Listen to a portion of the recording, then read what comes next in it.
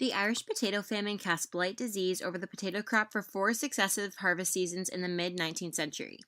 The death and suffering in Ireland as a result of the famine forced Irish peasants to immigrate to Canada in pursuit of a better life. Irish Canadians meaningfully contributed to the economy and social landscape in French Canada. The Irish Canadian presence lives on today and is celebrated as part of the rich historical mosaic that established Quebec as a province. Unfortunately, with the immigration of Irish people to French Canada came an anti-Irish attitude from the French Canadian and Anglo-Protestant peoples.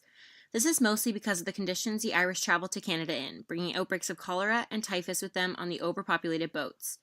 Today, we will be exploring the experiences of Irish women in French Canada in the 1860s, following their immigration to Quebec, including their role in the workforce, the family, and the church, and how that has contributed to the establishment of Quebec culture.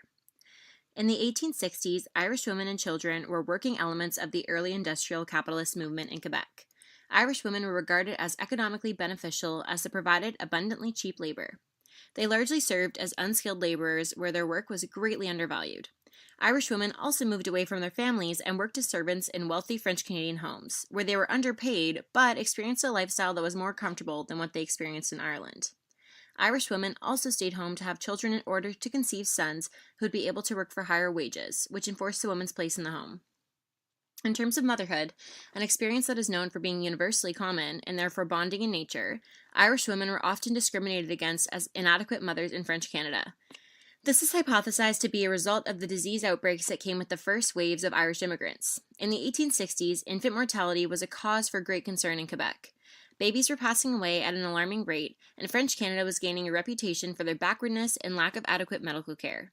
While it was assumed Irish women were responsible for the high infant mortality rates in Quebec as a result of the diseases they brought over during immigration, however, it was actually the French Canadian women, as they typically stopped breastfeeding early and fed their children unpasteurized cow milk.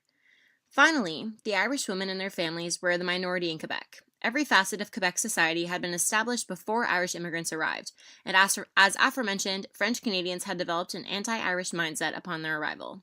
However, Irish people did in fact fit into the majority in terms of religion. Irish immigrants, just like French Canadians, were Catholic. Due to the shared religion, which was so integral to French Canadian nationalism, Irish women were more easily married to French Canadian men. The Irish affinity for Catholicism not only encouraged them to stay in Quebec, but they were able to marry French Canadians, establishing a French-Irish Canadian population in Quebec. Due to the similarity in religion, the Irish were more able to assimilate into French Canadian culture. Irish women shared a unique experiences to other Irish immigrants in French Canada. Due to their dynamic in society, a pillar of Quebec culture was established, the Irish French Canadian.